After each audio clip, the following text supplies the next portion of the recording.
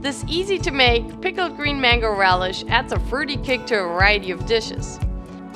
In a large saucepan, combine the onion, mustard seed, salt, vinegar, ginger, garlic, sugar, and the water. Mix to combine and bring to a simmer for about 5 minutes. Remove the ginger and garlic from the simmering mixture. Add the mangoes, Fresno chilies, and lime rinds to the saucepan and simmer for another 10 minutes. Throughout the year, there are 6 major mango varieties on the market.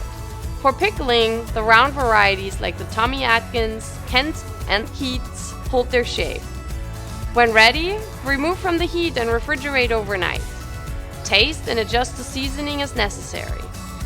Add this to your favorite dish or cover and store in the refrigerator for up to 2 weeks.